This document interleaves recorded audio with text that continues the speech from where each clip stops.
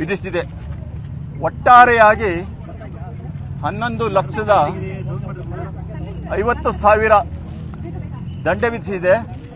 ಅದರಲ್ಲಿ ನಮ್ಮ ಸರ್ಕಾರದ ಪರ ನಾನು ಮತ್ತು ನಮ್ಮ ಸ್ನೇಹಿತರಾದಂಥ ಜಗದೀಶ್ ರವರು ವಾದ ಮಂಡಿಸಿದಂತೆ ಬಹುಮುಖ್ಯ ಪಾಲು ಅಂದರೆ 11,25,000 ಸಂತ್ರಸ್ತೆಗೆ ಕೊಡಬೇಕು ಅಂತ ನ್ಯಾಯಾಲಯ ಘೋಷಿಸಿದೆ.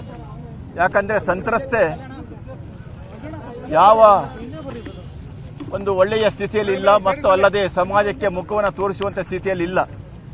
ದುಡಿಲಿಕ್ಕೆ ಹೋಗ್ಲಿಕ್ಕೂ ಸಹ ಕಷ್ಟ. ಇವೆಲ್ಲವನ್ನು ಪರಿಗಣಿಸಿ ಮತ್ತು ಮೇಲಾಗಿ ಆರೋಪಿ ಸಂಸತ್ ಸದಸ್ಯನಾಗಿದ್ದರಿಂದ ಅವರ ಸಂಸತ್ ಸದಸ್ಯದ ಅವಧಿಯಲ್ಲಿ ಈ ಅತ್ಯಾಚಾರವನ್ನು ಎಸಗಿದ್ರಿಂದ ಗಂಭೀರವಾಗಿ ಪರಿಗಣಿಸಿ ಒಂದು ವಿಶೇಷವಾದ ಒಂದು ಗರಿಷ್ಠ ಪ್ರಮಾಣದ ಶಿಕ್ಷೆಯನ್ನು ಮಾನ್ಯ ನ್ಯಾಯಾಲಯ ವಿಧಿಸುವುದರ ಮೂಲಕ ಕಾನೂನು ಮಾಡುವವರಿಗೆ ಒಂದು ಕಠಿಣ ಸಂದೇಶವನ್ನು ರವಾನಿಸಿದೆ. Sir, in English please. Sir, in English.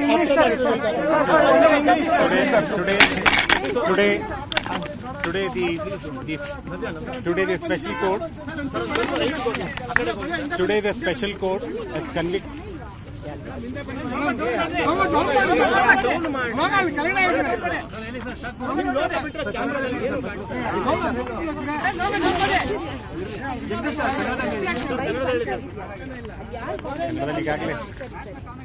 Today special ಸ್ನೇಹಿತರು ಈಗಾಗಲೇ ಹೇಳಿದಂಗೆ ಸ್ಪೆಷಲ್ ಕೋರ್ಟ್ ಇವತ್ತು ಮಾಜಿ ಸಂಸದ ಪ್ರಜ್ವಲ್ ರೇವಣ್ಣ ಅವರಿಗೆ ಜೀವಾವಧಿ ಶಿಕ್ಷೆಯನ್ನ ಸೆಕ್ಷನ್ 276K ಮತ್ತು ಅವನ ಜೀವಿತಾವಧಿವರೆಗೂ ಇರತಕ್ಕಂಥ ಜೀವಾವಧಿ ಶಿಕ್ಷೆಯನ್ನ 276Nಗೆ ವಿಧಿಸಿದೆ.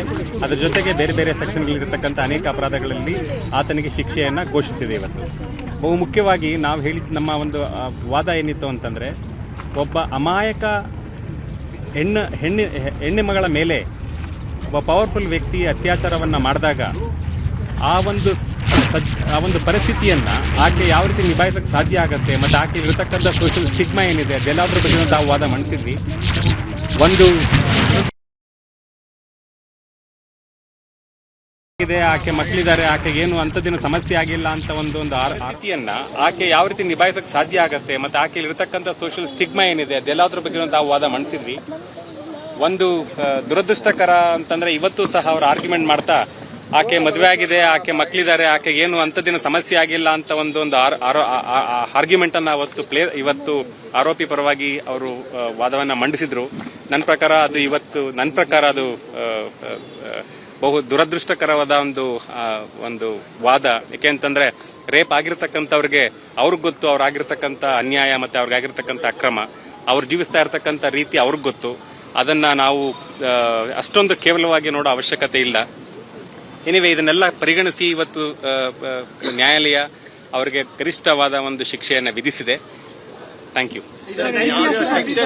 ಎಷ್ಟೆಷ್ಟು ವರ್ಷಗಳ ಕಾಲ, ಅವರು ಮಿನಿಮಮ್ ಎಷ್ಟು ವರ್ಷಗಳ ಕಾಲ ಜೈಲೊಳಗೆ ಇರ್ತಾರೆ?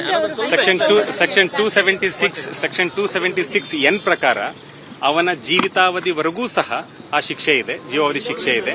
ಹಂಗಾಗಿ ಅವನ ಸಾಯುವ ತನಕ. ಹಂಗಾಗಿ ಸೆಕ್ಷನ್ 276N ನಲ್ಲಿ ಅವನಿಗೆ ಅವನ ಪೂರ್ಣ ಜೀವಾವಧಿಯವರೆಗೂ ಸಹ ಶಿಕ್ಷೆಯನ್ನು ವಿಧಿಸಿದೆ. ಅವರು ಸಾಯೋವರೆಗೂ ಸಹ ಜೈಲಲ್ಲಿ ಇರಬೇಕಾಗುತ್ತೆ.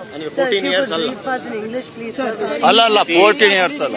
Today special court has awarded sentence to the accused, to the convicted